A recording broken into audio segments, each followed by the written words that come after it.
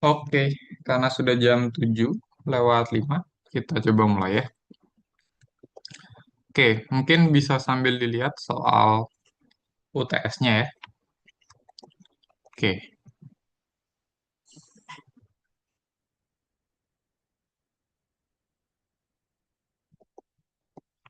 nah ini soal UTS-nya untuk yang tahun sebelumnya. Udah terlihat belum ya?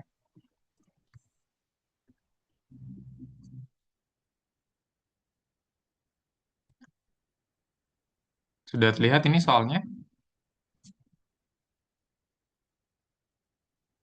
Oke. Nah, kalau kita lihat di soal UTS tahun lalu itu ada dua bagian ya. Bagian B itu uraian singkat, bagian C uraian panjang. Nah, harusnya besok ya apa?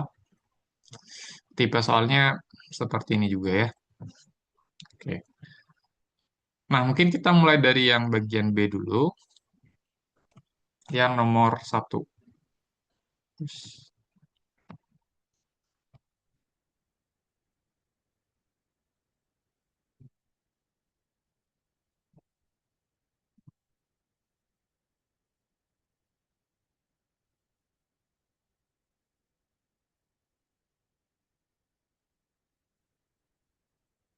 Oke, ini UTS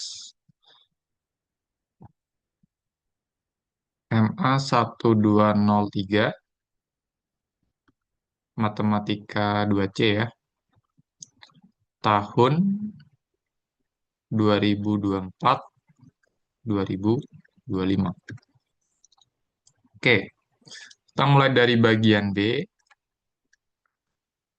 nomor 1 ya. Oke, nomor 1, tentukan integral x cos 2x dx. Nah, kira-kira pakai apa ini? Kita bisa pakai integral parsial ya di sini ya. Oke, dengan mengambil U-nya sama dengan X dan dV-nya sama dengan cos 2X ya. Oke, nah sekarang kita tentukan DU dan V-nya. Kalau U sama dengan X, berarti DU dx atau turunan U terhadap X itu sama dengan 1. Oke, berarti nanti DU-nya sama dengan dx. Gitu ya. Oke, nah sekarang kalau DV sama dengan cos 2X, gitu ya. Berarti V-nya gimana? Oke, ini ada dx-nya di belakang ya. Berarti V-nya kalian tinggal integralkan ya. Integral cos 2x dx. Nah, integral cos 2x apa? Kalian bisa pakai metode substitusi gitu ya. U sama dengan 2x, nanti dapatnya itu akan setengah sin 2x ya. Nanti kalian bisa cek kenapa seperti ini, ya menggunakan metode substitusi U sama dengan 2x. Gitu ya. Oke. Nah, kalau menentukan V itu tidak perlu ditambah C ya. Nanti ditambah C-nya, konstantanya itu belakangan saja. Jadi bareng dengan yang lain ya. Oke. Berarti menurut formula integral parsial, integral dari U dV sama dengan apa? Sama dengan U dikali V dikurang integral V du. Gitu ya. Oke, mungkin yang ini saya pindah ke bawah dulu. Oke. Nah, sekarang kita masukkan saja di sini. U-nya apa? U-nya X ya. Dikalikan V. V-nya tadi kita dapat setengah sin 2X. Oke, dikurang integral V du. Integral V apa? Berarti V-nya kan tadi setengah sin 2X gitu ya.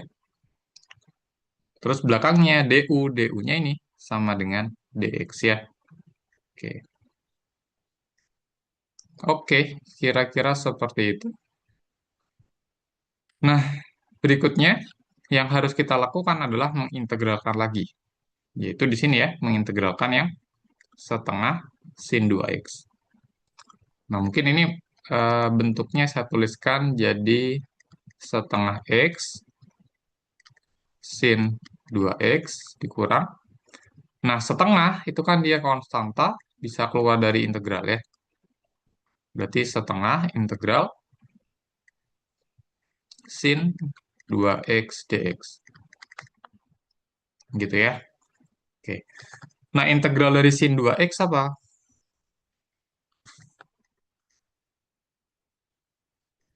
Kalian juga bisa menggunakan metode substitusi ya.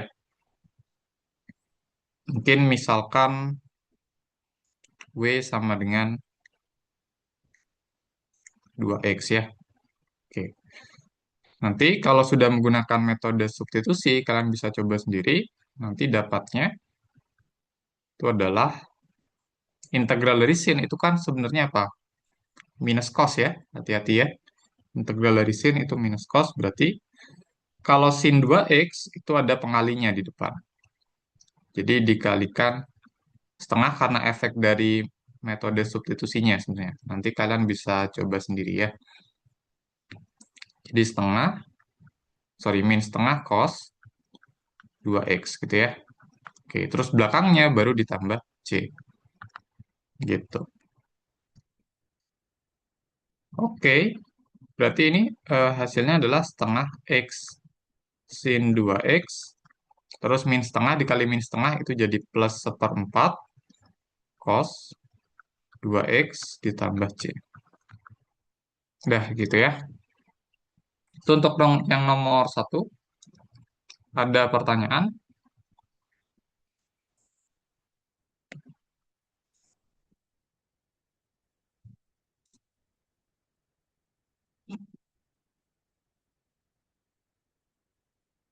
Nggak ada? Oke, kalau tidak kita lanjut ya.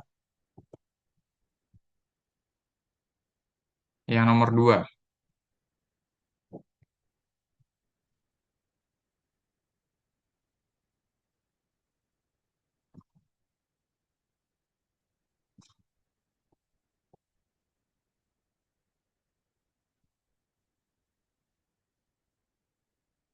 Oke, nomor dua kalian ditanyakan ini ya. Tentukan apakah deret ini konvergen atau divergen. Nah, ada yang tahu ini namanya deret apa yang seperti ini? Namanya adalah deret ganti tanda ya. Oke. Secara umum deret ganti tanda itu bisa kita tuliskan dalam bentuk sigma n sama dengan 1 sampai tak hingga, terus depannya itu ada pengalinya min 1 pangkat n ya. Atau ya bebas saja sebenarnya, boleh min 1 pangkat n, boleh min 1 pangkat n+1 ya. Oke. Ya mungkin ini saya menyesuaikan dengan soalnya saja. Jadi pengalinya saya buat min 1 pangkat n+1. Nah, belakangnya itu suku yang positif. Saya tuliskan sebagai AN ya. Jadi di sini suku atau bagian yang positif. Nah, maksudnya di sini bentuk AN-nya itu selalu lebih besar dari 0. Oke. Nah, deret ganti tanda ini itu akan konvergen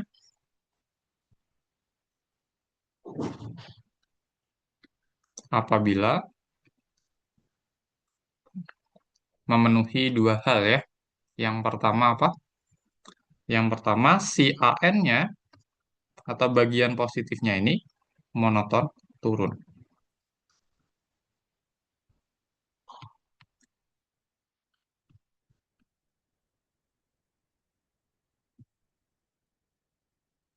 Oke, AN-nya monoton turun.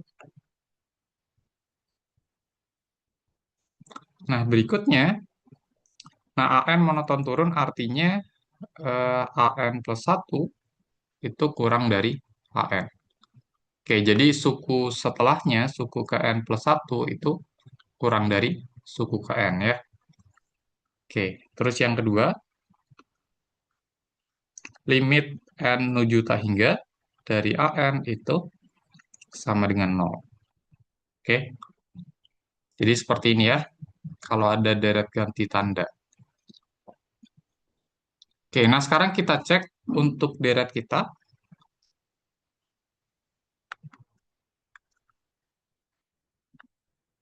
Oke, sigma N sama dengan 1 sampai tak hingga min 1 pangkat N plus 1 per 4 pangkat N akar N. Nah, ini kan bisa saya tuliskan dalam bentuk seperti yang warna biru ini, untuk umumnya ya. Oke, sigma N sama dengan 1 sampai tak hingga min 1 pangkat N plus 1 dikalikan 1 per 4 pangkat N akar N. Berarti di sini yang jadi AN-nya siapa ini?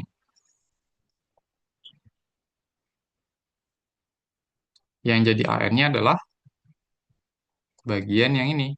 1 per 4 pangkat N dikali akar N ya. Oke.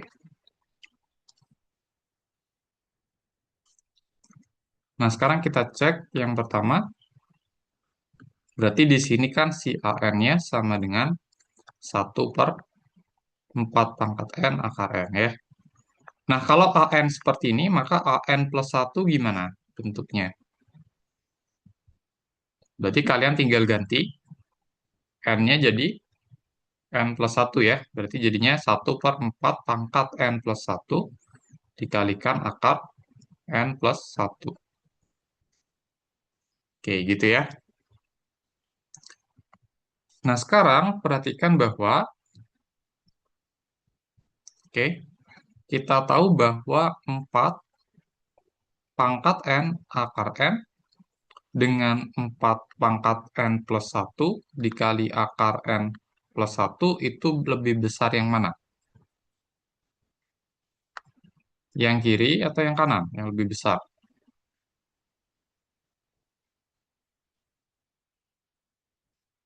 Yang kanan ya, benar nggak? Yang lebih besar. Oke, berarti tandanya seperti ini. 4 pangkat N akar N lebih kecil daripada 4 pangkat N plus 1 dikali akar N plus 1. Nah, berikutnya, akibatnya apa kalau seperti ini? 1 per 4 pangkat N akar N sama 1 per 4 pangkat N plus 1 dikali akar N plus 1 lebih besar yang mana? Lebih besar yang kiri ya. Kenapa? Karena penyebut yang kiri lebih kecil. Ya, oke. Berarti ini lebih besar ya tandanya ya. Nah, akibatnya apa? Di sini kan kita tahu bahwa yang sebelah kiri itu adalah AN, yang sebelah kanannya AN plus 1. Jadi di sini ya bisa kita tuliskan AN plus 1 kurang dari AN. Akibatnya lagi ya kita bisa simpulkan bahwa AN-nya monoton turun. Oke, gitu ya. Nah, berarti syarat pertama udah oke ya, AN monoton turun. Nah, sekarang kita cek syarat yang kedua. Kita hitung apa ini? Syarat yang kedua, limit N menuju tak hingga dari AN.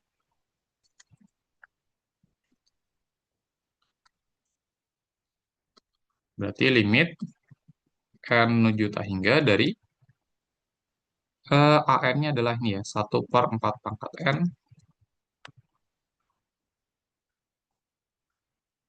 akar N ya. Oke. Nah, di sini secara intuitif ya kita bisa bilang bahwa ketika N-nya menuju tak hingga, maka 4 pangkat N itu akan menuju tak hingga gitu ya. Dan yang bagian akar N itu juga menuju tak hingga gitu. Nah, karena yang bawah ini menuju tak hingga, ketika N menuju tak hingga, berarti 1 per sesuatu yang menuju tak hingga, dia akan menuju 0. gitu ya. Jadi kalian cukup menuliskan seperti ini saja. Karena secara intuitif dia sudah terlihat ya, bahwa yang bawah ini menuju tak hingga. Yang atas konstan satu, berarti satu dibagi sesuatu yang menuju tak hingga, dia akan menuju nol. Oke ya, sehingga syarat yang kedua itu sudah terpenuhi. Oke, nah jadi bisa kita simpulkan bahwa deret ini konvergen ya. Oke, jadi deret di atas konvergen gitu. Oke, itu deret ganti tanda ya. Sampai sini ada pertanyaan.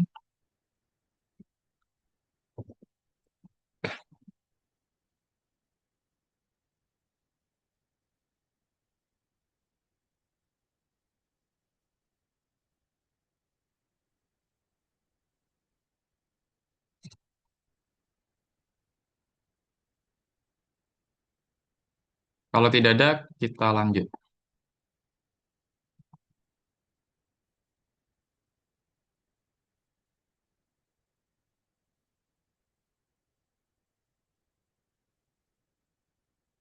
Oke, nomor 3. Tentukan suku banyak McLaurin berderajat 13 dari fungsi f ini ya. Integral 0 sampai x cos t pangkat 3 dt dengan memanfaatkan suku banyak McLaurin dari cos x. Nah, sebenarnya di soal ini kalau kalian lihat bagian bawahnya itu ada petunjuk ya di sini ya. Dikasih deret McLaurin beberapa fungsi. Oke, saya cantumkan di sebelah sini. Nah, di sini yang kita ambil sebenarnya cukup yang cos ya. Oke, jadi suku banyak McLaurin berderajat 13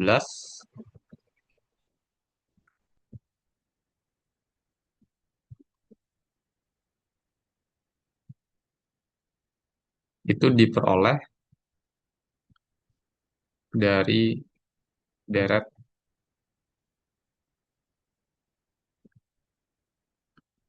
McLaurin yang dipotong ya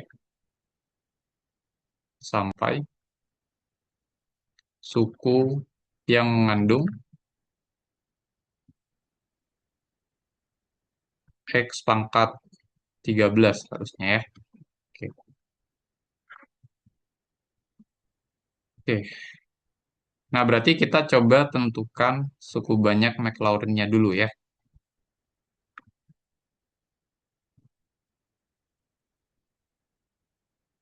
Sorry, kita tentukan deret McLaurin-nya dulu.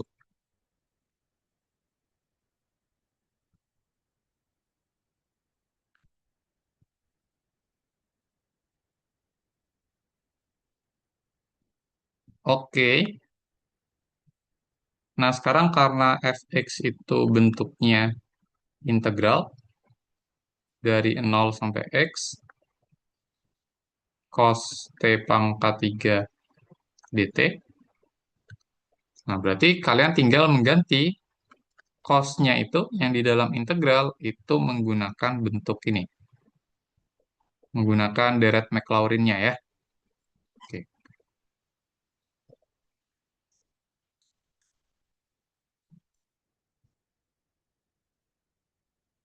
Nah, kalau cos X seperti ini, berarti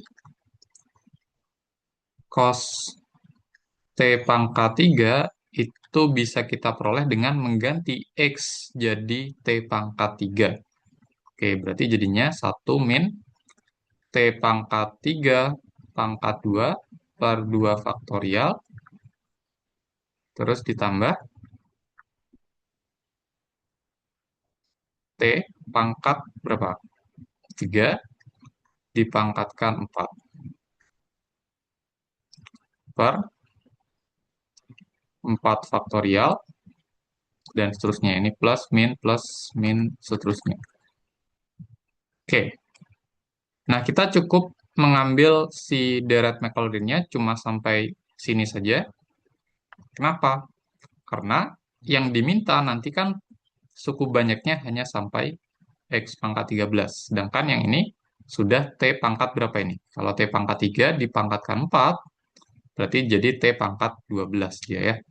Nanti kalau diintegralkan si T pangkat 12, nanti akan muncul pangkat 13 gitu. Jadi kita hanya sampai sini saja ya, mengambil si deretnya untuk cos T pangkat 3. Oke, nah kalau di ini ya, penulisannya ini bisa diubah jadi 1 min T pangkat 3 dikuadratkan itu jadi T pangkat 6 per 2 faktorial itu 2 ditambah. Ini berarti jadi T pangkat 12. Nah, per 4 faktorial berapa?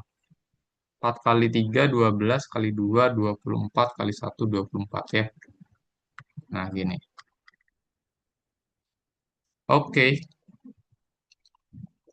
Nah, berarti ini jadi integral 0 sampai X. Oke, kita sudah peroleh cos T pangkat 3-nya seperti ini. 1 min, T pangkat 6 per 2 ditambah T pangkat 12 per 24. Dikurangi dan seterusnya, gitu ya. Ini dt. Nah, berikutnya kita integralkan si deret yang di dalam terhadap T ya, menggunakan ya apa aturan pangkat biasa sebenarnya. Oke, mulai dari yang pertama. Integral dari 1 terhadap T itu adalah T ya. Terus dikurangi setengah dikalikan integral T pangkat 6. Integral T pangkat 6 berarti T pangkat 7 per 7. Oke, ditambah yang ini. Kalau kita mau mengintegralkan yang ini, berarti kita tulis dulu konstantanya. 1/24 dikali integral T pangkat 12. Integral T pangkat 12 itu akan jadi T pangkat 13 per 13. Minus dan seterusnya. Nah, ini kita hitung. Ini semua kita hitung dari 0 sampai X ya. Oke, lalu menggunakan TDK2, kita substitusi batas atas ya, ke sini. Oke, tapi mungkin sebelum itu saya rapikan dulu penulisannya. Jadi T dikurang setengah kali T pangkat 7 per 7 itu 1/14. T pangkat 7 ditambah. Nah ini 1/24 dikali 13. Kali 1/13 berapa? Oke, ini 12, 1, 3 kali 2, 6, 7. Oke, berarti ini 24, tambahkan 2, 312 ya. Oke, ini T pangkat 13 dikurang seterusnya. Nah, ini kita hitung dari 0 sampai X ya. Oke. Nah, disubstitusi batas atasnya, berarti jadi X min 1/14 X pangkat 7 ditambah 1/312 X pangkat 13 dan seterusnya. Nah, dikurangi substitusi T sama dengan 0. Berarti 0 min 1/14 0 pangkat 7 ditambah 1/312 0 pangkat 13 dan seterusnya. Nah, yang ini kan 0 ini. Ini 0 semua ya. Oke, berarti si deret Maclaurin-nya adalah yang ini saja. X min 1/14 X pangkat 7 ditambah 1/312 X pangkat 13 dan seterusnya. Gitu ya. Ini si deret Maclaurin.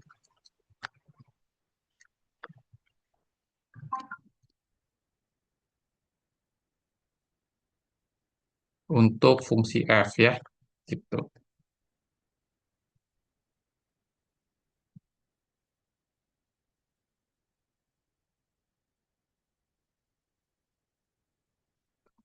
Oke.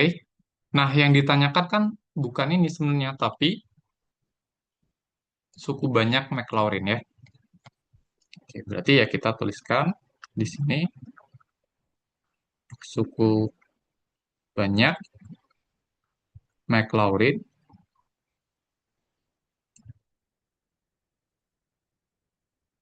untuk fungsi f.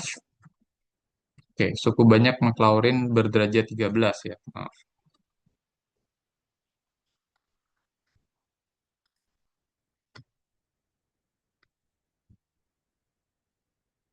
Oke, berderajat 13 untuk f ya kita tinggal potong derat Maclaurinnya sampai suku yang memuat X pangkat 13 yang tadi ya. Oke, berarti mungkin saya tuliskan P13X itu sama dengan X min seperempat belas X pangkat 7 ditambah seper 312 X pangkat 13. Dah, gitu. Gitu ya.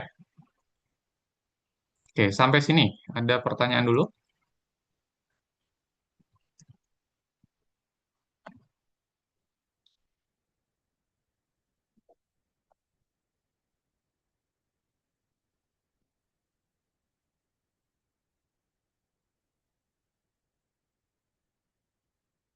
Tidak ada ya?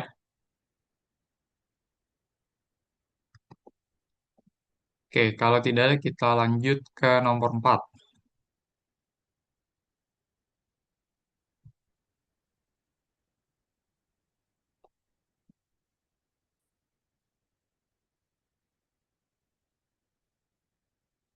Oke, yang nomor 4. Tentukan sebuah vektor satuan yang tegak lurus dengan kedua vektor U ya. Jadi untuk menjawab soal ini, kita bisa menggunakan hasil kali silang ya, atau cross product. Jadi secara geometris, kalau kita punya dua vektor, misalkan ini vektor U, dan yang ini vektor V, gitu ya, maka kalau misalkan yang merah ini adalah hasil kali silang antara U dan V, maka hubungan antara hasil kali silang U dan V dan kedua vektor yang dihasil kali silangkan, mereka adalah vektor yang saling tegak lurus ya, gitu.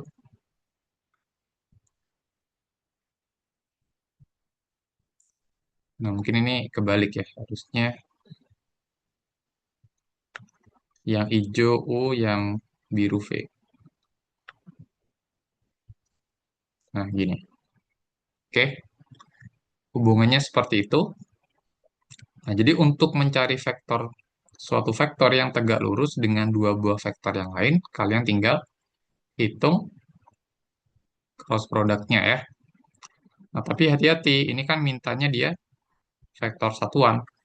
Nah, kalau mintanya vektor satuan, berarti nanti harus dicek apakah U cross V-nya panjangnya satu atau tidak. Kalau panjangnya tidak satu, berarti kalian harus mencari suatu vektor yang searah dengan U cross V ya. Suatu vektor satuan yang searah dengan U cross V.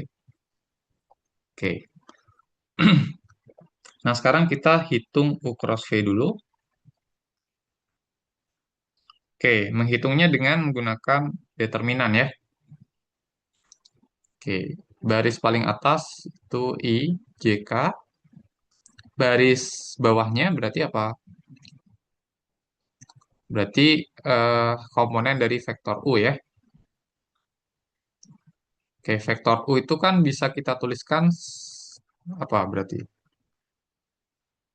Itu kan I min J tambah K. Berarti dia kan sama dengan apa? Kalau dituliskan pakai kurung lancip. Oke, komponen I-nya 1. Terus pengali dari J-nya, komponen J-nya, min 1. Terus komponen K-nya 1. Gitu ya. Oke, terus vektor V. Vektor V-nya I min J plus 2K. Berarti ini kalau pakai kurung lancip jadinya 1 min 1 2. Gitu ya. Nah, yang kita tuliskan di sini, di notasi determinannya itu adalah komponen yang ini ya. Oke, jangan IJK-nya lagi ditulis, tapi yang ini. Oke, berarti bawahnya itu adalah 1 min 1 1, bawahnya lagi komponen yang V-nya. 1 min 1 2. Oke, nah kita hitung determinannya. Berarti ini jadi I dikali determinan ketika kolom pertama dihapus, baris pertama dihapus. Berarti determinan min 1 1 min 1 2. Oke. Terus dikurangi J, dikalikan determinan ketika kolom kedua dihapus, baris pertama dihapus. Berarti 1 1 1 2. 1 1 1 2. Ditambah K, dikalikan determinan ketika kolom ketiga dihapus, baris pertama dihapus. Berarti 1 min 1 1 min 1. 1 min 1 1 min 1. Oke. Nah, sekarang kita coba hitung. Ingat rumus determinan 2 kali 2. Itu adalah apa? AD dikurang BC. Oke, ini ya. Kalau kalian pernah belajar matriks ya di SMA, harusnya rumus ini udah familiar ya. Oke. Berarti ini I dikalikan ke AD min BC. Berarti min 1 kali 2 itu min 2 dikurang 1 kali min 1. Min 1 ya. Oke, dikurang J dikalikan 1 kali 2, 2 dikurangi 1 kali 1, 1. Ditambah K dikalikan 1 kali min 1 dikurangi 1 kali min 1 kali 1 itu min 1. Oke, sehingga kita peroleh berapa ini? Min 2 tambah 1. Min 1 ya. Dikurangi J, dikalikan 2 min 1 itu 1, ditambah K, dikalikan min 1, min 1. Jadi min 1 plus 1, 0 ya. Gitu. Berarti ini jadi vektor min I, min J. Gitu ya. Atau kalau dalam kurung lancip, ini jadi min 1, min 1, 0. Gitu. Nah, sekarang pertanyaannya apakah U cross V-nya vektor satuan atau bukan? Kita hitung saja si panjangnya ya. Panjang dari U cross V gimana? Akar dari min 1 kuadrat ditambah min 1 kuadrat ditambah 0 kuadrat. Berapa ini panjangnya? Min 1 kuadrat 1 ditambah min 1 kuadrat 1. Berarti akar 2 ya. Dia tidak sama dengan 1. Berarti dia bukan vektor satuan.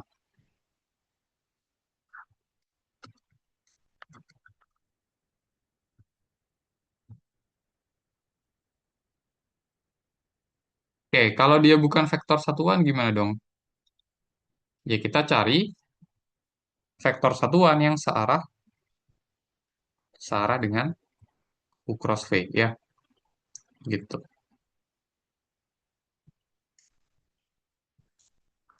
Jadi di sini kita bisa pilih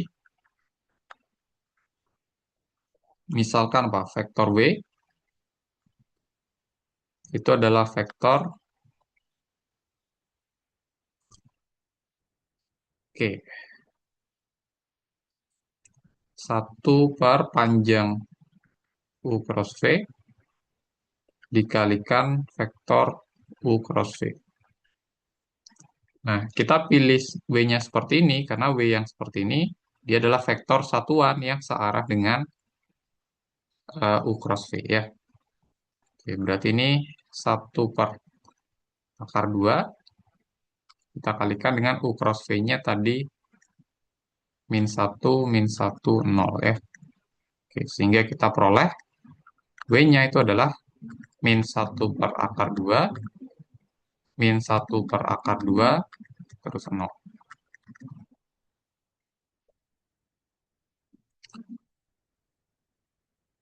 Oke, jadi W-nya ini itu searah, W merupakan vektor satuan yang searah dengan U cross V ya, gitu. Sehingga jawabannya ya yang ini, yang W-nya. Gitu.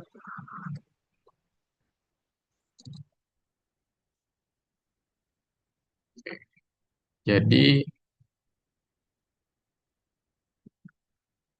vektor satuan yang tegak lurus dengan U dan V itu adalah vektor W ya. Oke, kalian boleh menuliskan pakai notasi kurung lancip seperti ini, atau boleh pakai yang IJK itu ya, sama saja. Berarti ini kalau dalam notasi yang IJK, itu jadi -1/(2) I ditambah, dikurang 1/(2) J. Gitu. Oke, kira-kira seperti itu. Ada pertanyaan yang ini?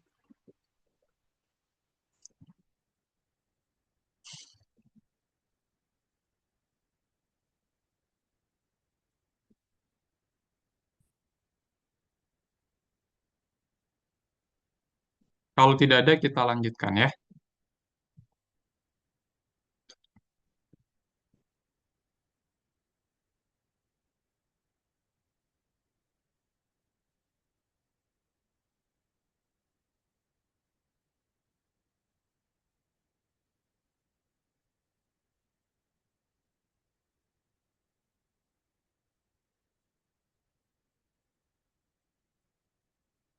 Oke, tentukan turunan berarah dari fungsi f di titik 0,0 dalam arah vektor ini ya.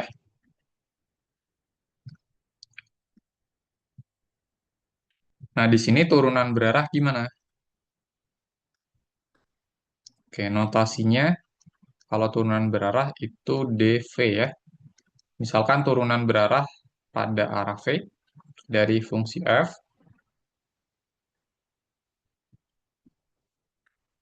itu adalah perkalian titik antara vektor gradient atau nabla f dengan si vektor arah v. Oke, dengan catatan apa? V-nya harus vektor satuan.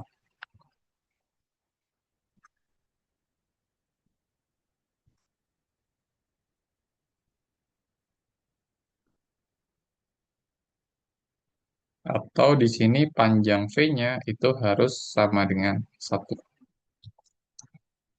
Oke. Nah, sekarang kita coba lihat si vektor arah kita. Oke.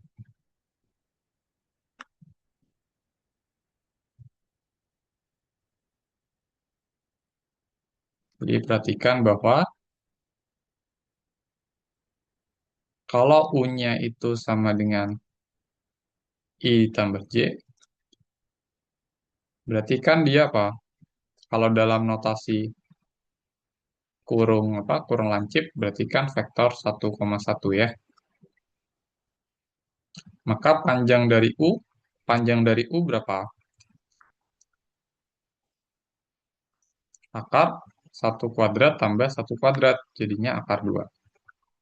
Nah, ini kan tidak sama dengan 1 ya. Berarti U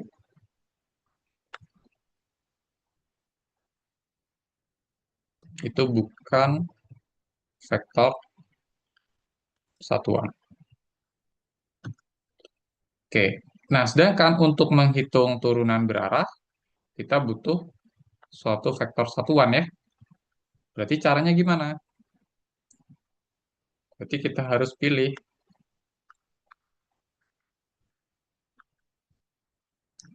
suatu vektor V yang merupakan vektor satuan yang searah dengan U ya.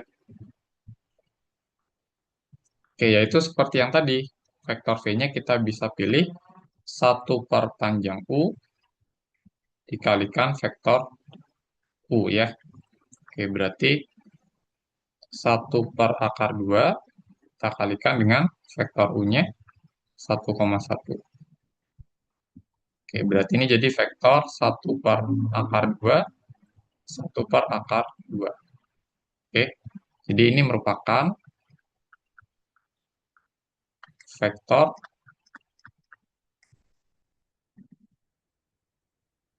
satuan yang searah vektor U.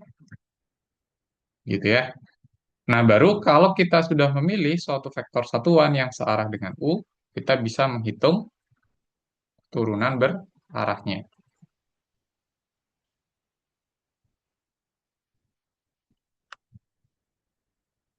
Oke, ini hitung.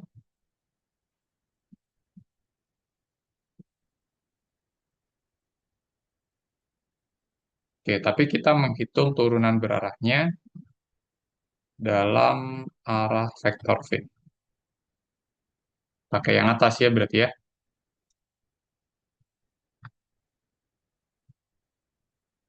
Oke, sama dengan vektor gradien dari F dot produk dengan V. Oke, coba vektor gradien. Vektor gradien itu apa? Vektor yang komponennya adalah turunan-turunan parsial dari F ya. Jadi ini fx ya, turunan parsial f terhadap x di x, y, satunya turunan parsial f terhadap y di x, y. Oke, kita dot produkkan dengan v-nya apa tadi v-nya? V-nya ini ya. Oke,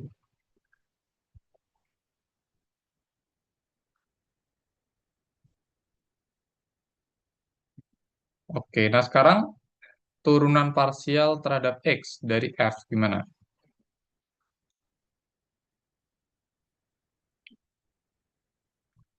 Suku yang pertama, kalau saya turunkan parsial terhadap x, berarti yang selain x-nya dianggap apa?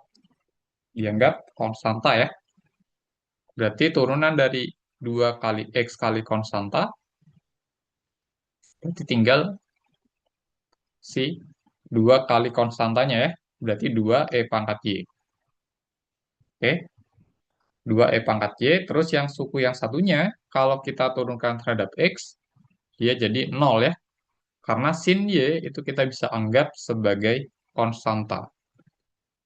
Gitu. Berarti turunan terhadap x-nya itu adalah 2 kali E pangkat Y.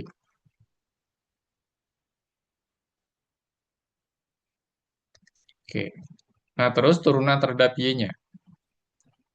Kalau turunan terhadap Y, berarti yang selain Y itu dianggap konstanta.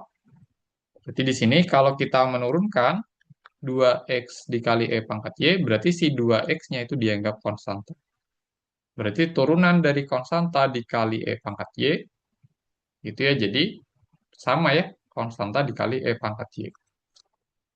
Oke, terus turunan dari sin Y terhadap Y, ya jadi biasa saja, jadi cos Y. Berarti di sini 2x E pangkat Y ditambah cos Y. Gitu ya. Terus dot produkkan dengan 1/akar 2, 1/akar 2. Oke, kita dot produkkan. Berarti komponen pertama dikalikan komponen pertama, terus dijumlahkan dengan komponen kedua dikalikan komponen kedua. Berarti ini jadi gimana?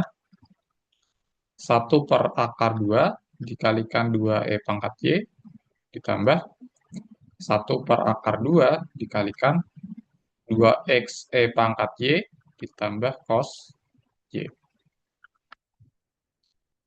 Oke, secara umum seperti ini. Nah, sekarang kita hitung di titik yang diinginkan. Oke, dia pinginnya di mana ini? Di titik 0,0 ya.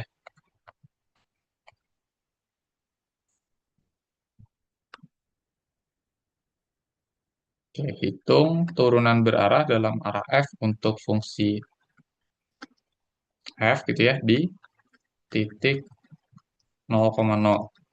Oke, berarti kita menulisnya dv F 0,0 sama dengan, nah kita tinggal ganti saja X-nya dengan 0, Y-nya dengan 0. Berarti jadinya 1/akar 2 dikalikan 2 E pangkat 0 ditambah 1/akar 2 dikalikan 2 kali 0 kali E pangkat 0 ditambah cos 0. Oke, ingat E pangkat 0 berapa? E pangkat 0? E pangkat 0 itu 1 ya.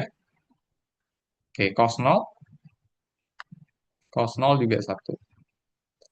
Oke, berarti ini hasilnya adalah 1/akar 2 dikali 2 dikali 1 itu ya jadi 2/akar 2.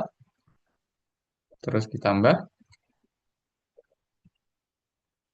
yang ini 2 kali 0 kali 1 ya ini jadi 0 ya. Oke, yang ini 0 terus cos 0 1 berarti ditambah. Oke, ini kalikan yang ini saja ya karena yang ini 0. Oke, berarti 1/akar 2. Oke, jadinya apa? Jadinya 3/akar 2. Gitu. Oke, sampai sini ada pertanyaan dulu. Turunan berarah.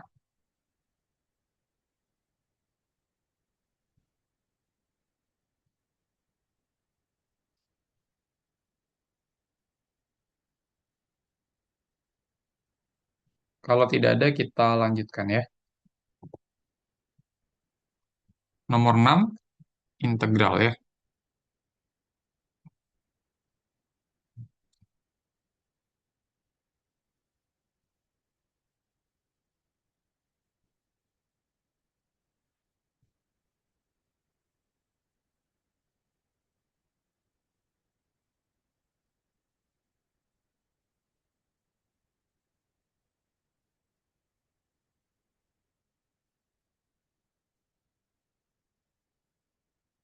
Oke, nomor 6 tentukan integral sin pangkat 3T cos kuadrat T. Nah, di sini itu ada triknya ya sebenarnya ya.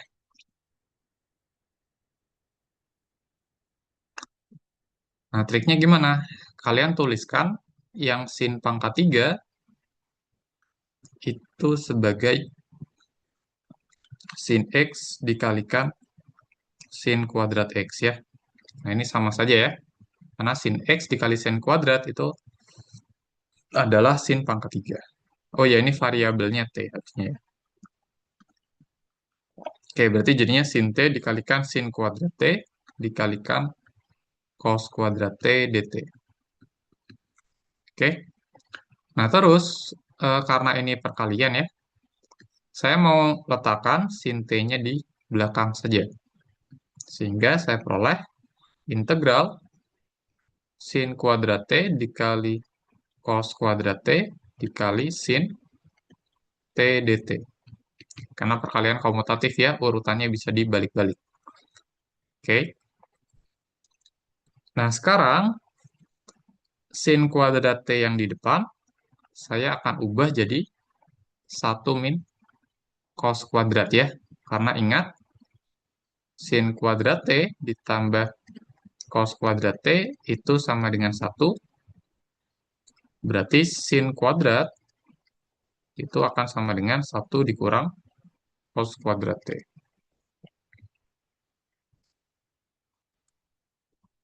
Oke, sehingga saya peroleh integral 1 min cos kuadrat T dikalikan cos kuadrat T dikalikan sin T dt.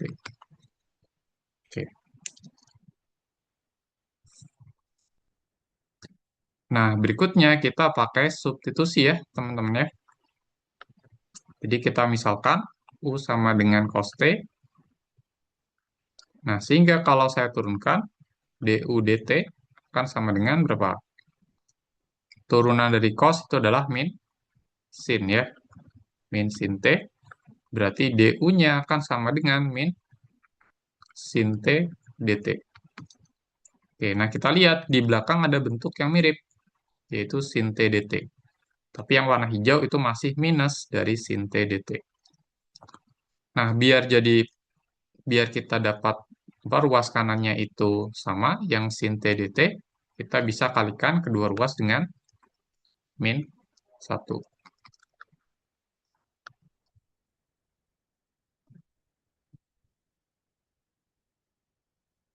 Gitu ya.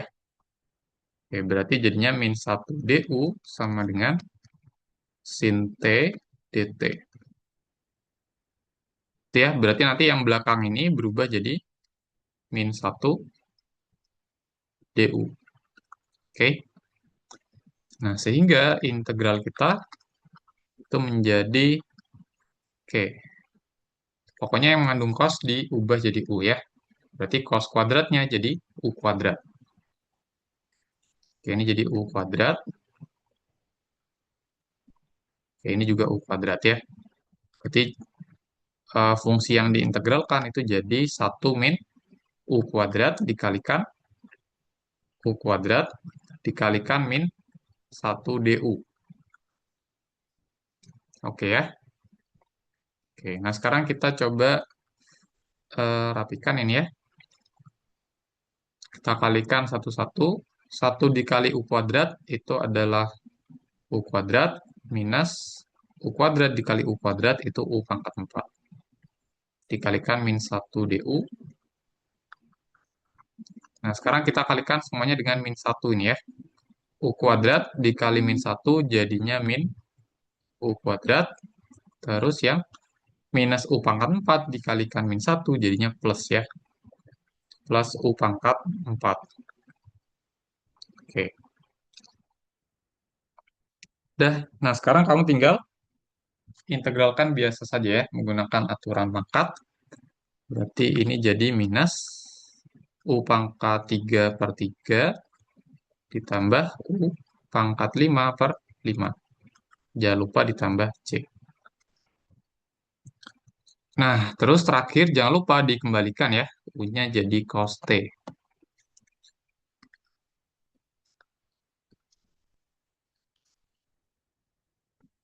Sehingga kita peroleh minus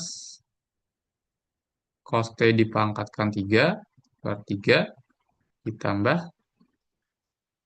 cos T dipangkatkan 5 per 5 ditambah C. Atau boleh juga kalian tuliskan sebagai minus, ya, minus sepertiga cos pangkat 3T gitu ya, ditambah seperlima cos pangkat 5T ditambah C. Nah, ini boleh juga ya. Itu. Oke. Nah, triknya seperti itu ya. Kalau ada integral sin pangkat N dikalikan cos pangkat N. Oke. Sampai sini. Ada pertanyaan?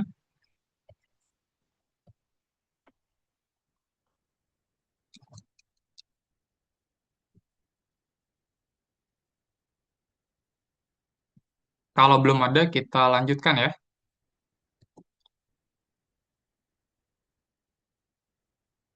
Oke, ke nomor 7 sekarang.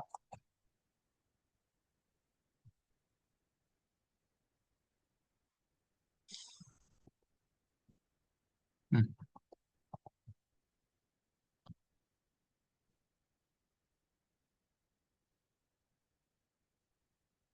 Oke, nomor 7, polinom Maclaurin lagi ya. Oke, ingat polinom Maclaurin itu adalah deret Maclaurin yang dipotong ya. Karena dia mintanya order 3, berarti dipotong sampai suku yang memuat X pangkat 3. Berarti secara umum kita bisa tuliskan polinom Maclaurin order 3 itu bentuknya seperti ini.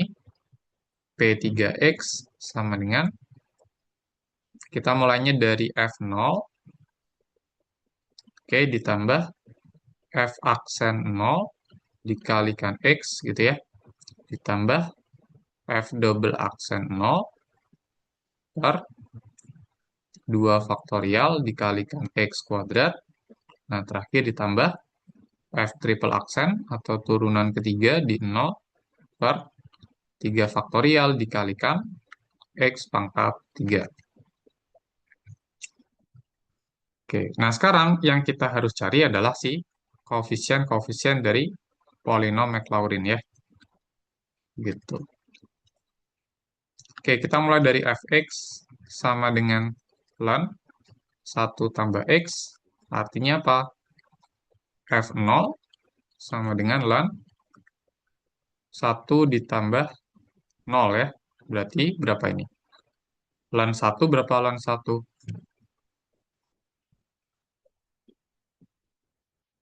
Ln 1 itu 0 ya. Gitu. Nah, sekarang turunan pertamanya. Turunan pertamanya, turunan dari ln 1 plus x berapa? 1 per 1 tambah x ya. Ingat turunan dari ln x itu kan 1 per ya. Oke, ln sesuatu itu turunannya 1 per, berarti turunan pertama di 0 berapa? 1 per 1 tambah 0, yaitu 1. Oke ya.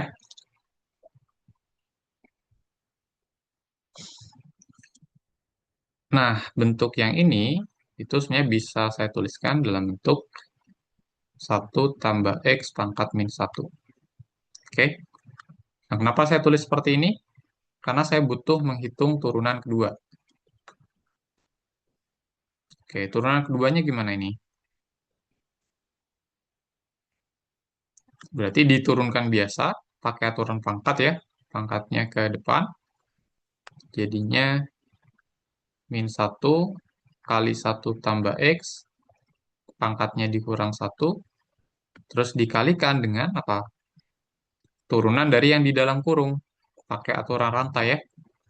Turunan dari 1 plus X itu adalah 1 ya. Turunan dari 1, 0. Turunan dari X itu 1. Berarti ini 1 ya pengalinya. Oke, berarti ini minus 1 tambah X pangkat min 2.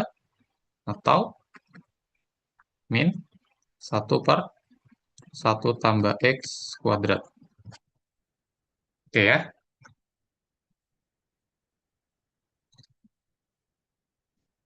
Akibatnya apa? Akibatnya turunan kedua di 0, dia akan sama dengan minus dari 1 per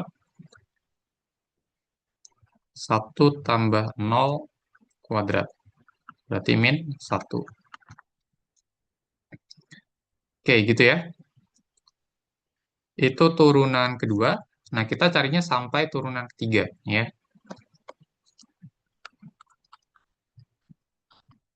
Oke, coba turunan ketiganya. Berarti kalian turunkan lagi si turunan keduanya. Mungkin lebih mudahnya menggunakan yang ini. Oke, jadinya hmm, oke, min 2 dikalikan minus berapa? Atau langsung plus 2 ya. Karena depannya kan ya ini kan min 2-nya turun ke depan jadi plus ya. Plus 2 kali 1 tambah X terus pangkatnya dikurang 1.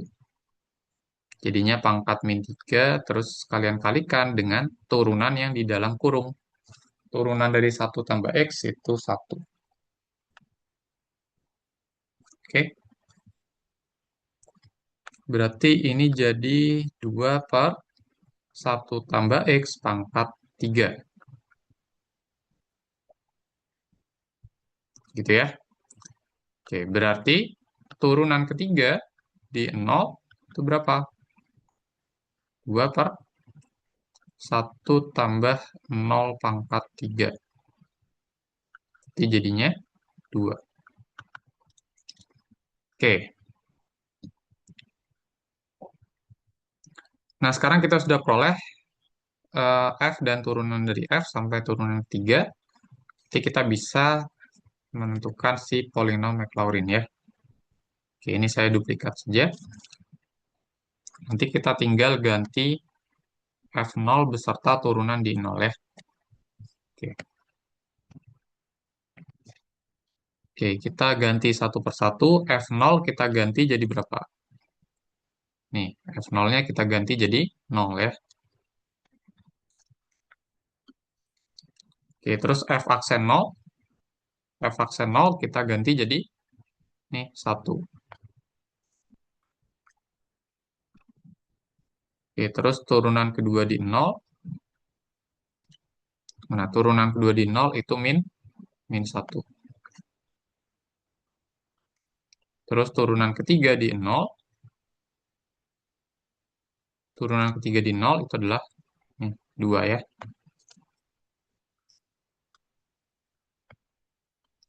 Oke, berarti polinom Maclaurin orde 3-nya itu 0, tidak usah ditulis, ditambah 1 kali X itu X. Oke, ditambah min 1 per 2 faktorial, jadi min setengah ya.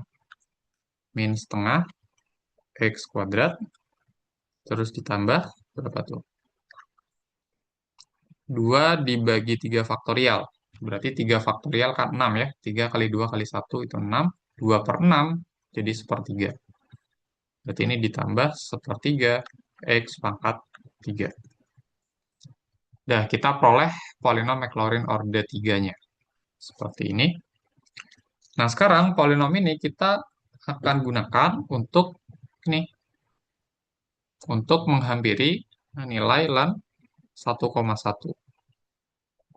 Oke.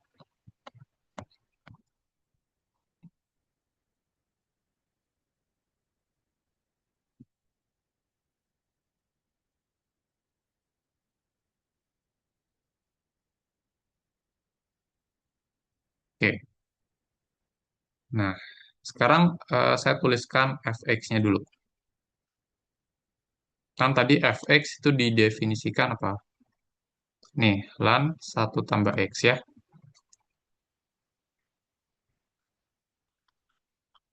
Nah, sekarang kalau kita mau menghitung nilai dari lan 1,1, itu kan bisa kita tuliskan dalam bentuk lan 1 ditambah 0,1. Oke. Nah, lan 1 ditambah 0,1 itu sama dengan f di mana? F di x sama dengan berapa?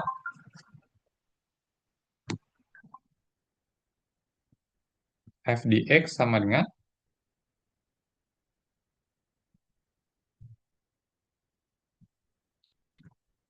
0,1 ya.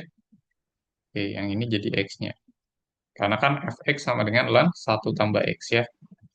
Berarti ini kita menghitung f di 0,1. Nah, nilai fungsi f di 0,1 itu kita bisa hampiri, oke, tandanya seperti ini, dihampiri dengan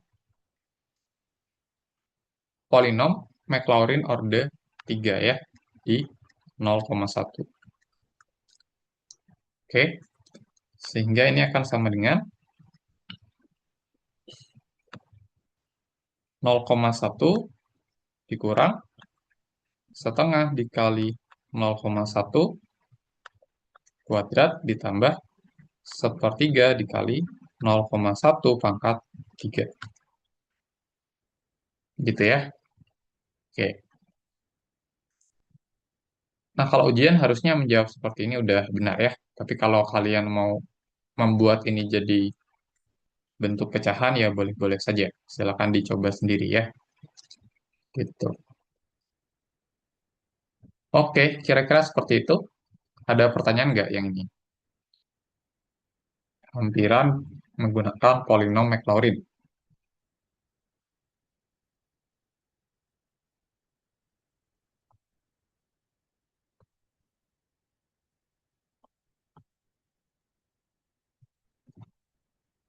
Oke, kalau tidak ada, kita lanjut lagi ya.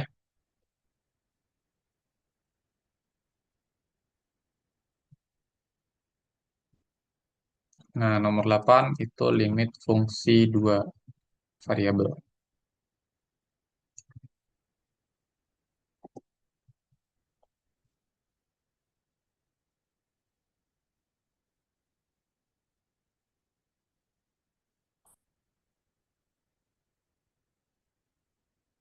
Oke, nomor 8 perlihatkan bahwa limit berikut tidak ada.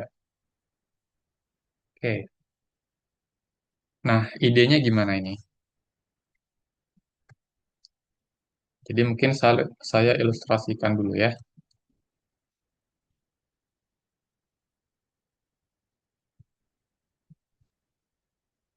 Nah, misalkan ini sumbu koordinat dan misalkan yang warna hijau ini adalah titik limit ya, yang mau kita hitung limitnya. Oke. Nah, kalau kalian mau menunjukkan bahwa limit ini tidak ada, berarti kalian harus memilih dua lintasan atau dua kurva sehingga limit sepanjang kurvanya itu menghasilkan nilai yang berbeda. Oke. Nah, tapi memilih kurvanya jangan ini ya, tidak sembarangan, tapi harus suatu kurva yang melalui 0,0. Oke, mungkin yang pertama kita bisa pilih garis ini, sumbu X ya. Sumbu X itu apa? Dia adalah garis Y sama dengan 0. Oke,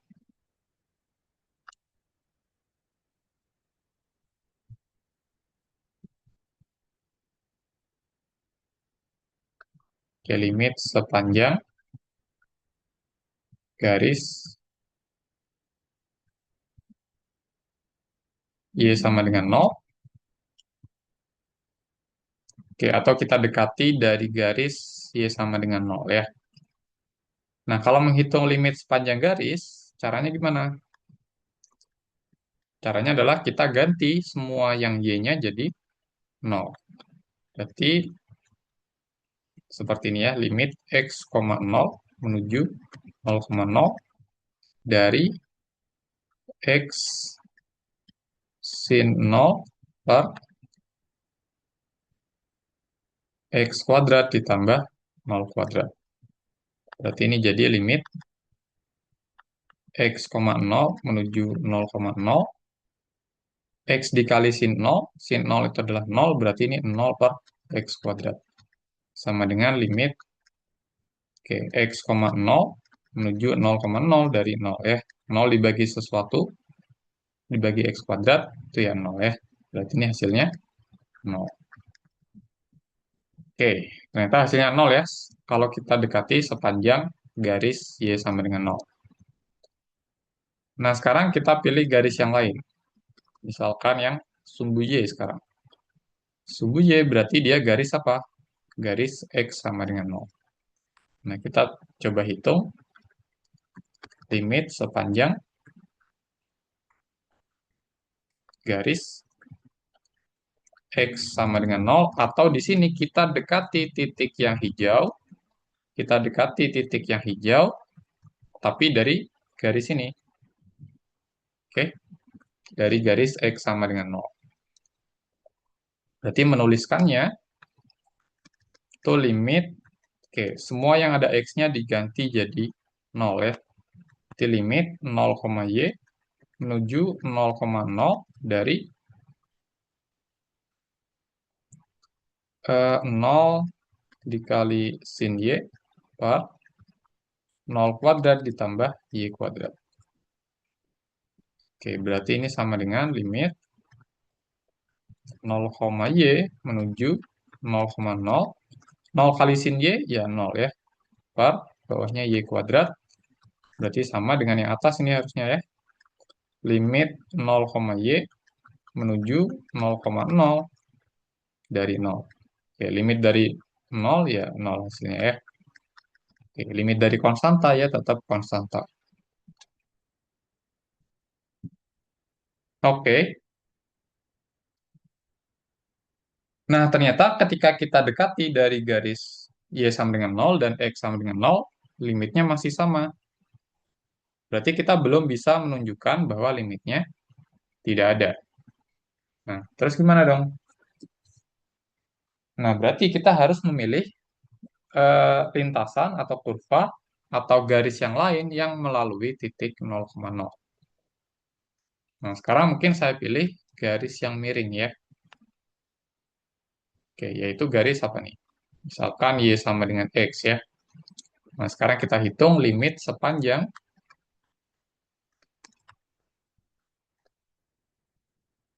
garis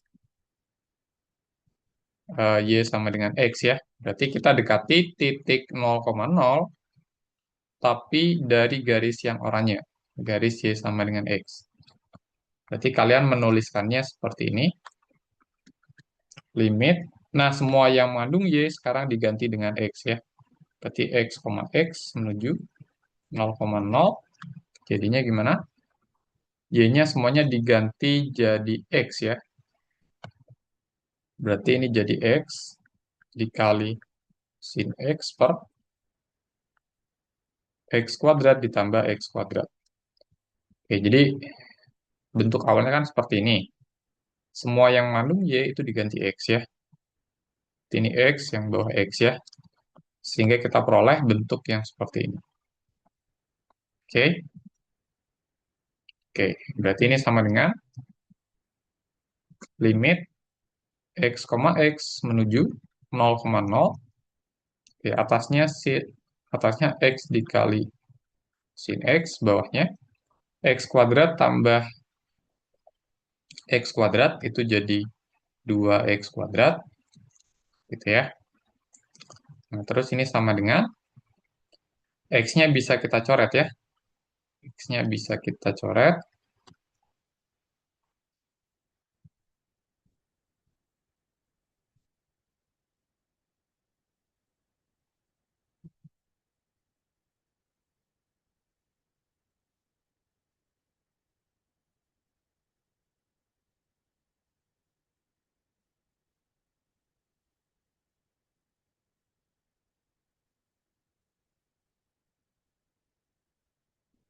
Sehingga kita peroleh apa? Limit. Ini warnanya sudah ini aja. X, X menuju 0,0 dari sin X per 2X. Nah, ini berapa ini limit yang seperti ini?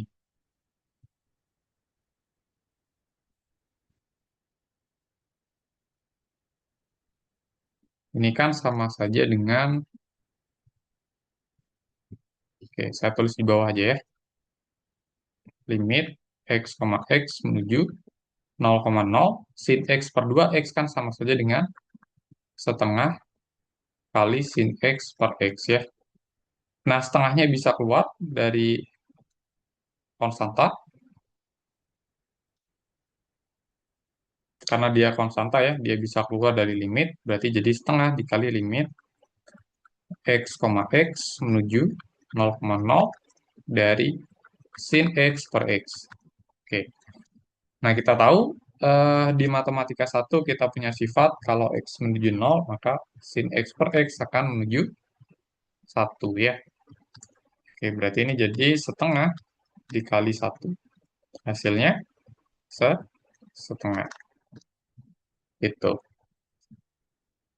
Oke, nah sekarang kalau kita lihat limit sepanjang garis Y sama dengan X-nya,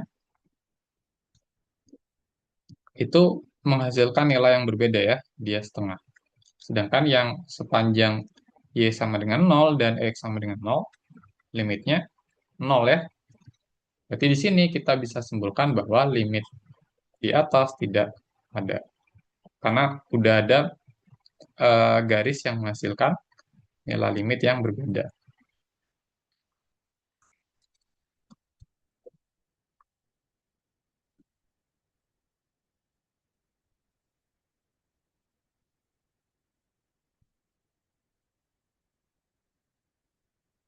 Oke.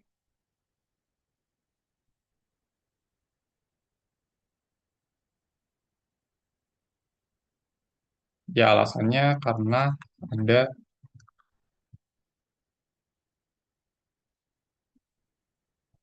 dua kurva gitu ya, atau dua garis dengan limit sepanjang garis yang berbeda gitu. Ya kalian tuliskan saja garisnya. Garis X sama dengan 0 dan garis Y sama dengan X gitu ya. Oke, pilih dua saja yang berbeda. Oke, nah kira-kira seperti itu. Ada pertanyaan sampai di sini?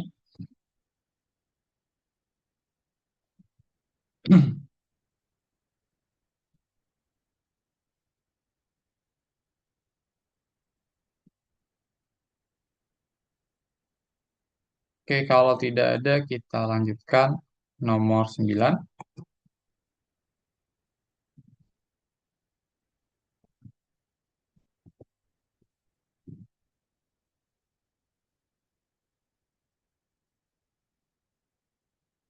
Oke, tentukan semua titik pada permukaan yang bidang singgungnya tegak lurus dengan bidang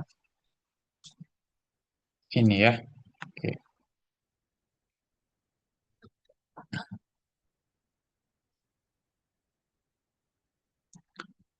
Nah, sekarang eh, kita coba lihat apa itu bidang singgung ya. Jadi kalau saya punya permukaan, misalkan yang warna ungu, ini misalkan saya tuliskan permukaannya dalam bentuk f, x, y, z sama dengan 0, maka suatu bidang singgung, oke, misalkan yang warna oranye, itu adalah bidang yang menyinggung si permukaan di satu titik ya, yang disebut titik singgung. Gitu. Nah, bidang singgung itu punya vektor normal.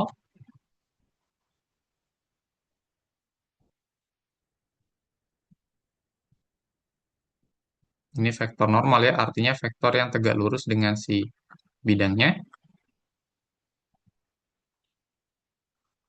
Nah, sama dengan nabla F atau vektor gradien F di titik singgung ya. Oke, misalkan titik singgungnya titik A, B, C gitu ya. Oke, jadi ini misalkan di sini itu titik A, B, C. Jadi dia menyinggung permukaan ungu di titik A, B, C. Oke, atau mungkin jangan A, B, C deh. X0, Y0, Z0 ya biasanya ya.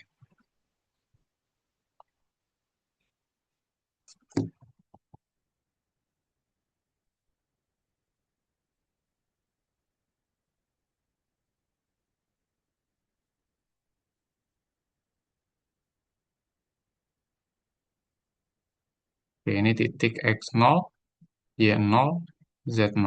Oke. Nah, itu bidang singgung.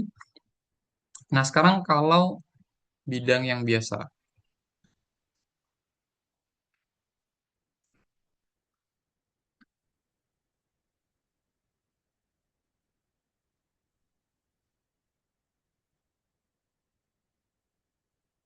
Oke, misalkan yang warna hijau,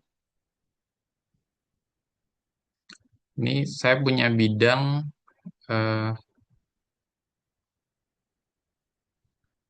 AX ditambah BY ditambah CZ ditambah D sama dengan 0.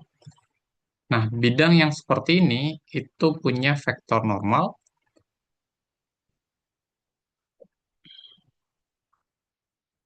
atau vektor yang tegak lurus dengan si bidang ini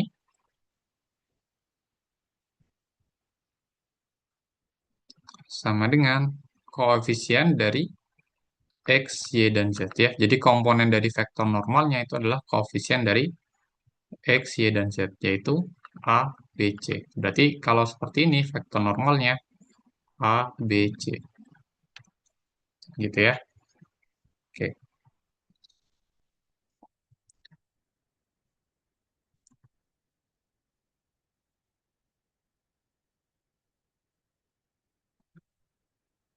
Nah, sekarang kita coba yang pertama menentukan vektor normal dari bidang apa? Dari permukaan ini. Oke, yang sebelah kiri itu kita coba tentukan vektor normal dari permukaan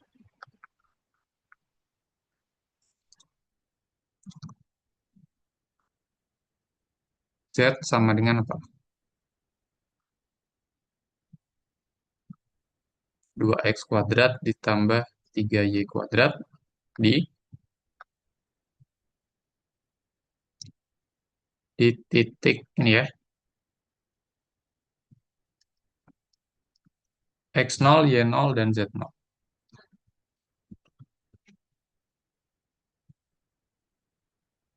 Nah, perhatikan bahwa permukaan Z sama dengan 2x kuadrat tambah 3y kuadrat, itu kan bisa saya tuliskan dalam bentuk 0 sama dengan 2x kuadrat ditambah 3y kuadrat dikurang Z. Oke?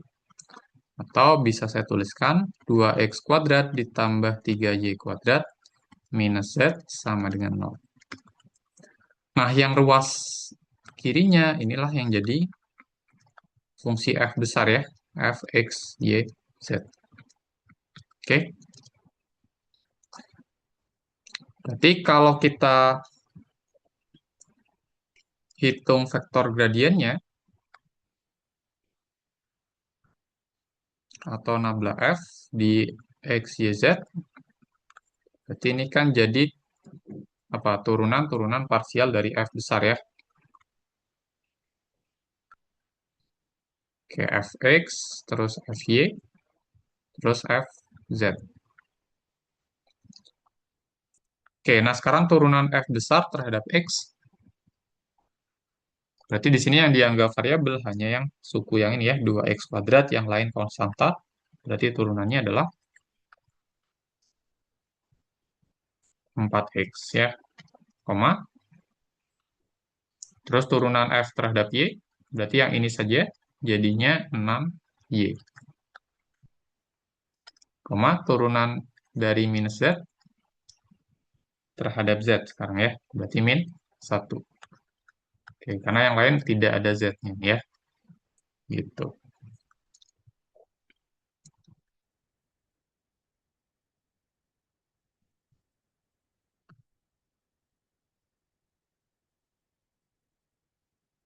Nah, kalau nabla f-nya seperti ini, berarti vektor normalnya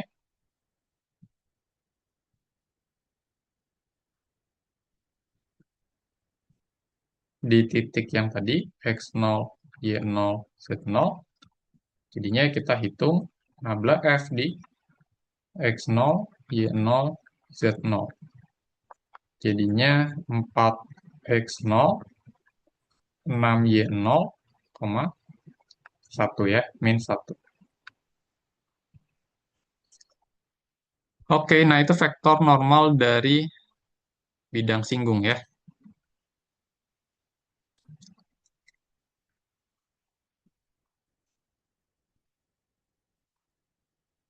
Oke. Maksud saya vektor normal bidang singgung.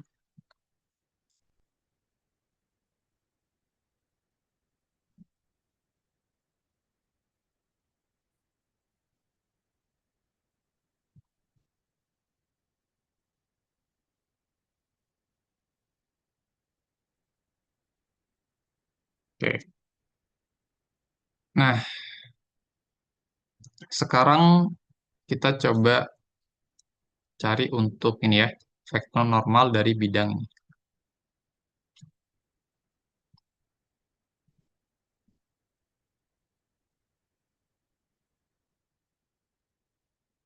Kalau saya mau mencari vektor normal apa dari bidang 8x min 3y min z sama dengan 0, berarti apa ini? Vektor normalnya. Yang tadi ya, kita bisa ambil, langsung ambil si koefisien dari x, y, dan z. Berarti jadinya 8 min 3 min 1. Gitu ya, koefisien x itu 8, koefisien y-nya min 3, koefisien z min 1. Gitu ya. Oke.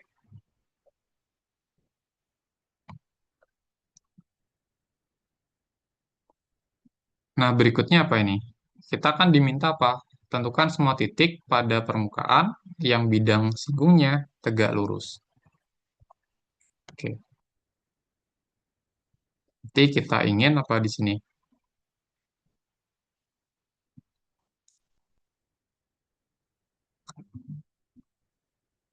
Oke, mungkin kita misalkan dulu ya. Misal N1 itu adalah vektor normal bidang singgung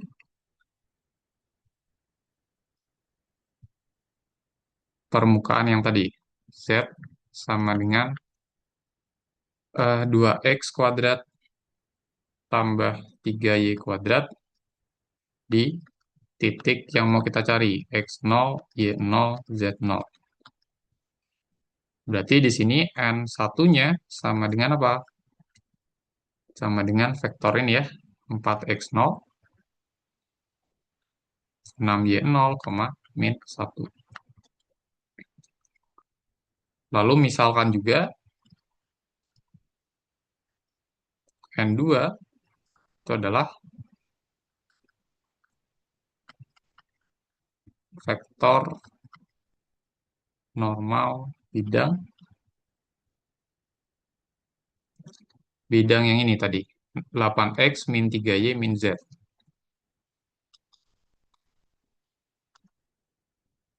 Berarti n2-nya apa? N2-nya tadi 8 min 3 min 1. Nah, sekarang kita ingin apa? Kita ingin suatu titik yang bidang singgungnya di titik tersebut itu tegak lurus dengan bidang yang warna hijau. Oke, berarti ilustrasinya gini ya. Kalau yang oranye ini tadi adalah bidang singgung permukaan dengan vektor normal n1, oke. Dan yang warna hijau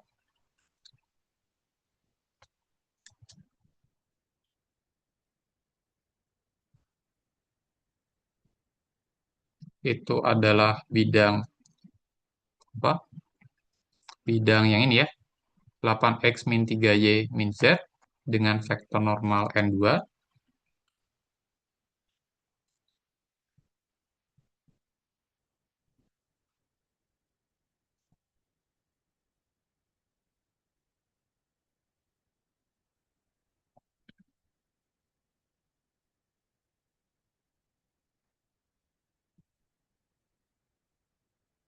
Maka untuk mencari titik yang bidang singgungnya tegak lurus dengan bidang ini, bidang yang lain, berarti hubungannya apa?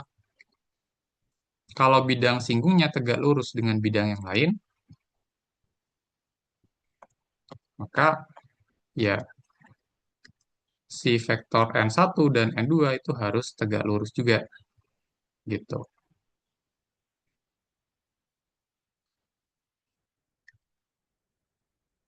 Jadi di sini kita harus membuat vektor N1 tegak lurus dengan N2. Karena yang tadi ya, kita ingin si bidang singgungnya, jadi yang orangnya ini bidang singgung,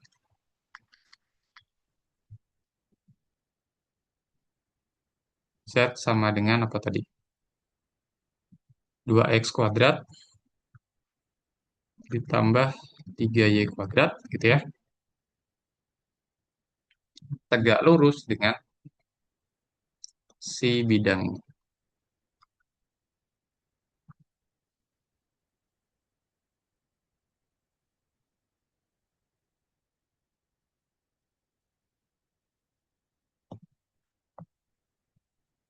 Bidang yang warna hijau apa tadi? 8x min 3y min z sama dengan 0.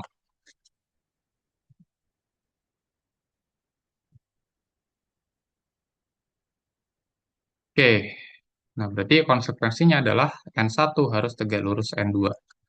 Berarti kalau kita mau N1 tegak lurus N2, berarti N1 dot N2 harus sama dengan 0 ya.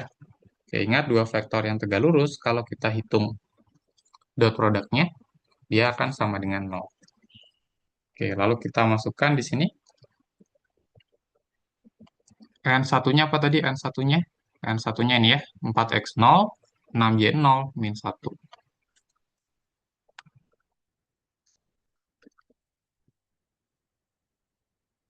Kalau kita dot produkkan dengan N2, berarti jadi 8 min 3 min 1.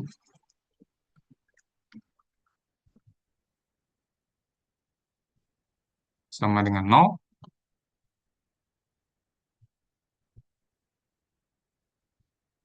Berarti kalau kita dot produkkan jadinya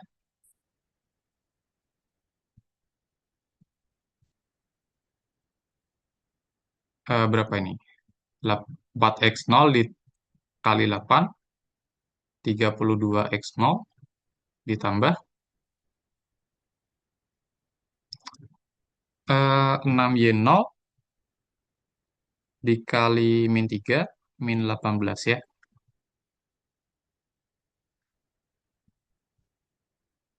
Terus min 1 dikali min 1, ya 1. Oke, berarti persamaan yang menghubungkan X0 dan Y0 itu seperti ini ya.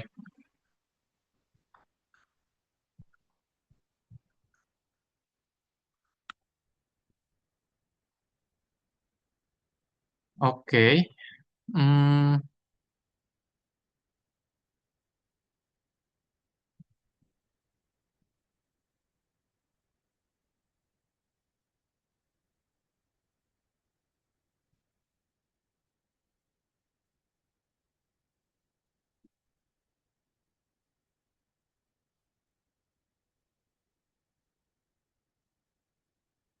yang bidang singgungnya tegak lurus.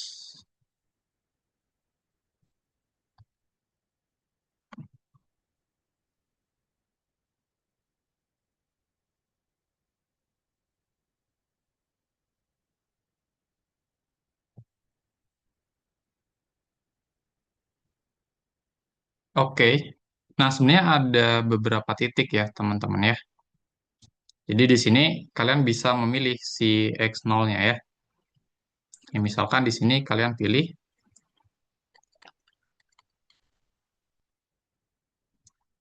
oke, pilih saja X0-nya, misalkan berapa? 1 gitu ya. Maka kalian akan memperoleh si Y0-nya gitu ya.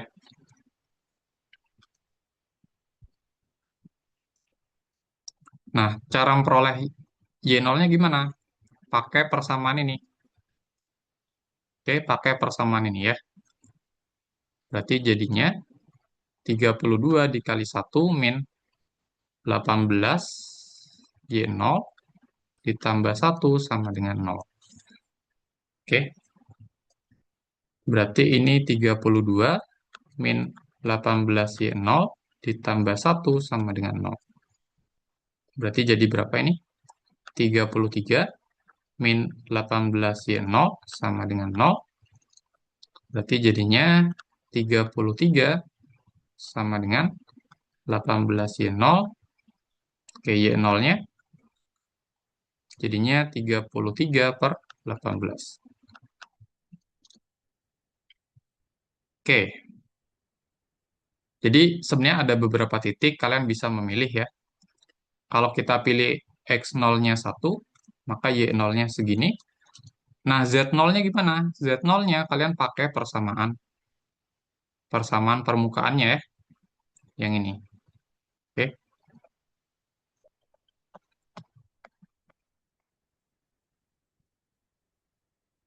jadi untuk mencari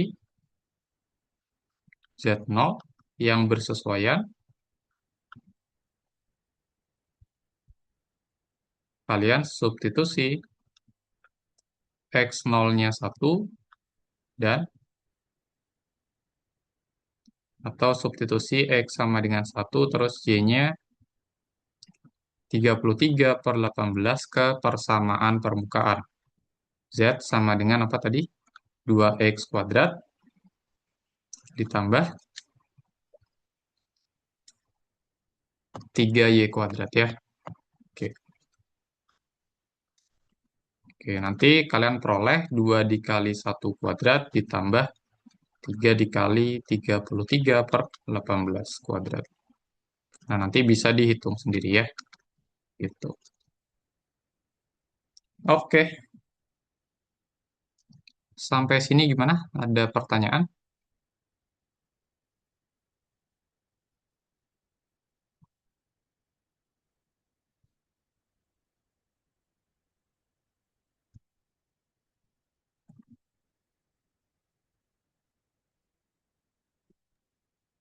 Oke, Mungkin kalau nanya tidak lewat ada. dulu lupa gak? Kenapa? Nanya lewat private chat bisa gak, Kak? Oh, kalau mau nanya private chat mungkin eh, lewat Teams saja ya. Teams saya yang ada di apa? Teams kelas itu. Boleh sih kalau mau. Oke, Kak. Terima kasih. Oke, sip. Oke, ya mungkin kalau tidak ada pertanyaan, mungkin kita cukupkan ya. Biasanya kita cuma bisa membahas bagian B, yang bagian C-nya tidak ada waktu ya. Tapi mungkin kalau mau tanya-tanya silahkan di Teams ya, gitu. Oke, mungkin itu saja dari saya. Terima kasih, semoga ujiannya lancar ya. Oke, sekian untuk tutorial hari ini. Terima kasih, selamat pagi.